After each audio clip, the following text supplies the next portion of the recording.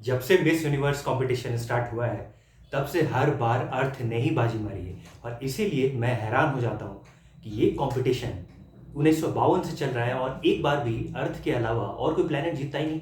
Mars, Jupiter, Andromeda कोई नहीं जीतता। हर बार अर्थ ही जीतती है इसमें। इसलिए ये बहुत ही फनी कंपटीशन है। इसका जो इतिहास है मिस यूनिवर्स का वो कुछ ऐसा है कि पैसिफिक मिल्स जो कैलिफोर्निया की एक क्लोथिंग कंपनी है, वो जो कि कैटेलिना स्विमवियर भी मैन्युफैक्चर करती थी, वो 1951 तक Miss America competition pageant organise करती थी।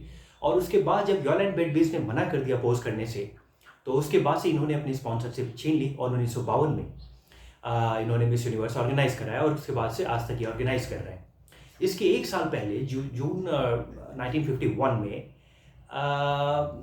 Miss World competition first time organise हुआ था। एरिक मॉर्ली ने कराया था और उसके बाद से मिस वर्ल्ड कंपटीशन आज तक चल रहा है।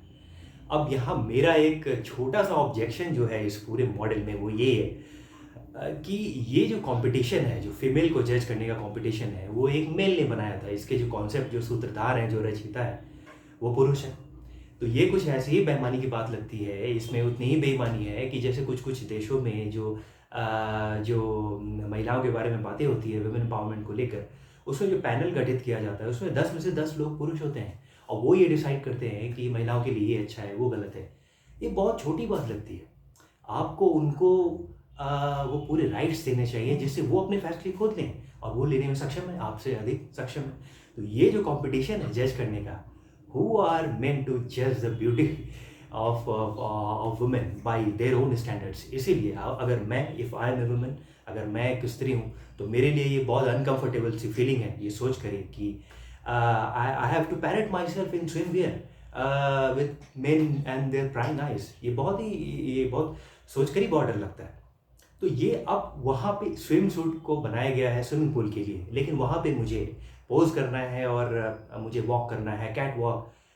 ये सभी चीज़ें जो भी हैंगओवर है मॉडलिंग का, 30s 40s 50s 20th century का, ये धीरे धीरे इसमें काफ़ी बदलाव होंगे। मैं ये बहुत जिम्मेदारी से कह रहा हूँ और बहुत सोच समझ कर इस बात को कह रहा हूँ कि आने वाले 10-15 सालों में ये miss world, miss universe competition या मॉडलिंग, ये जो फील्ड है, ये या तो बंद हो जाएगी या फिर इसमें काफ़ी बुनियादी रूप से इसमें बदलाव आने वाले, चेंजेस आने वाले हैं।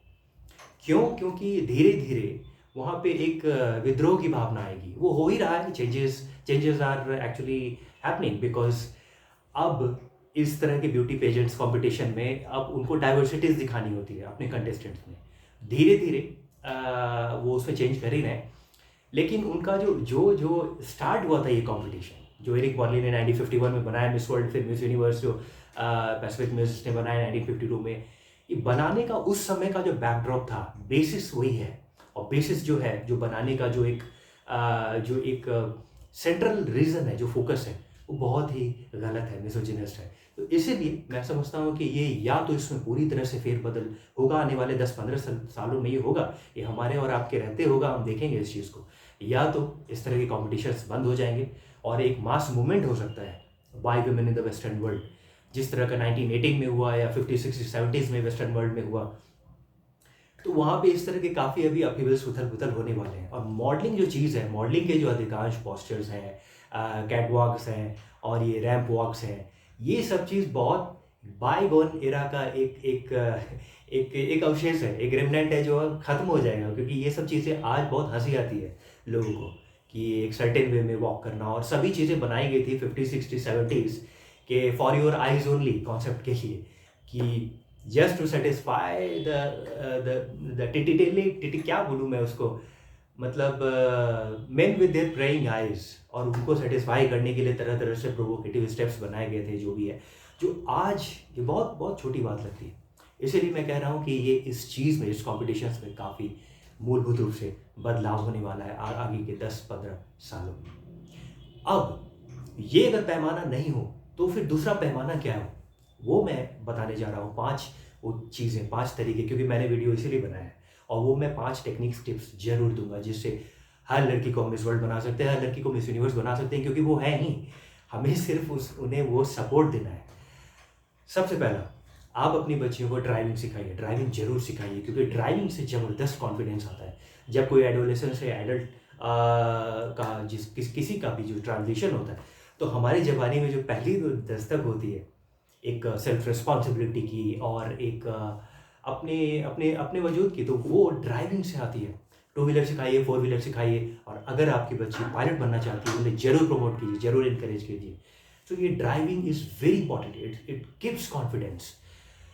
और उसके बाद आप बता सकते हैं कि बाईसाइकिल सबसे सेफ है, हेलमेट लगाओ और बाईसाइकिल ड्राइव करो बिकॉज़ ये इको फ्रेंडली है, वो अलग चीज़ है।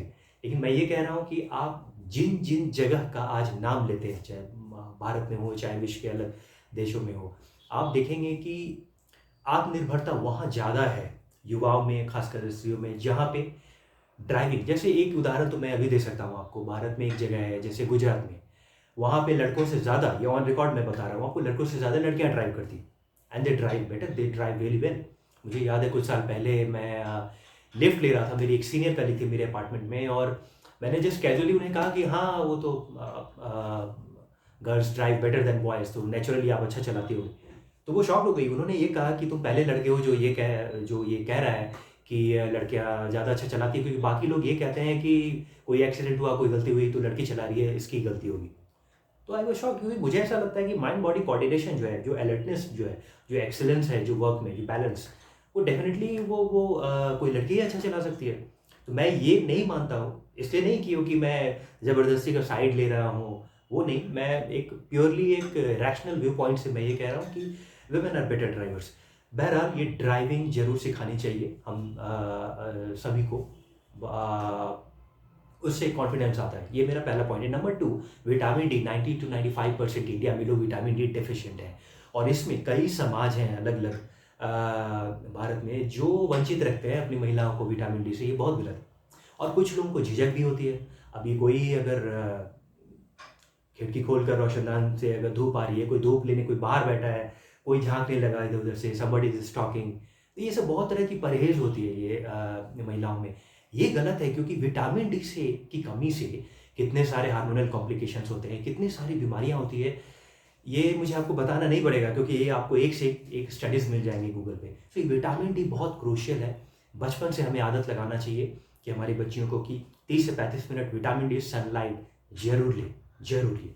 और ये अगर आदत लाइफ लॉन्ग बन गई, तो आधा से ज़्यादा जो हमारा जो इश्यूज़ होता है, हेल्थ का कॉम्प्लिकेशंस, जो हम निरोग रह सकते हैं, और हमारी महिलाएँ स्वस्थ हैं तो पूरा जीवन समाज स्वस्थ है। ये नंबर 2। नंबर 3, एक फिजिकल एक्टिविटी ज़रूर करवाना चाहिए। वो कुछ भी हो सकता है, वो स्विमिंग हो सकता है। स्विमिंग तो एक कंप्लीट बॉडी वर्कआउट है, एरोबिक एनारोबिक दोनों उसमें एक्सरसाइजेज होते हैं।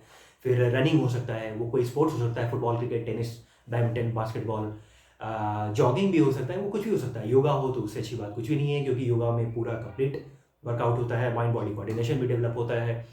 So it can be anything, but एक फिजिकल वर्कआउट जरूर बचपन से हमें अपने बच्चों को करवाना चाहिए। नंबर 4, आर्थिक स्वतंत्रता देनी चाहिए, इकोनॉमिक इंडिपेंडेंस। ये जितनी भी जो भी गड़बड़ बातें हुई है, वो उसके जड़ में यही है कि आर्थिक स्वतंत्रता नहीं है। जब हम निर्भर होते हैं आर्थिक रूप से किसी पे भी, तो हम कहीं न कहीं हम गुलाम होते हैं, और ये आने वाले समय में हमें इस पे बदलाव करना पड़ेगा। बचपन से हमें अपने बच्चियों में ये भावना डालनी पड़ेगी कि ये तुम्हारा पैसा है, ये तुम्हारे पिताजी का पैसा नहीं है, तुम्हारे भाई का पैसा नहीं है, तुम्हारे हस्बैंड का पैसा नहीं है, ये तुम्हारा पैसा है, तुमने कमाया है, यू आर इकोनॉमिकली इंडिपेंडेंट, तुम्हारा वजूद है, तुम्हारा अस्तित्व है। ये फीलिंग बचपन से डालनी चाहिए।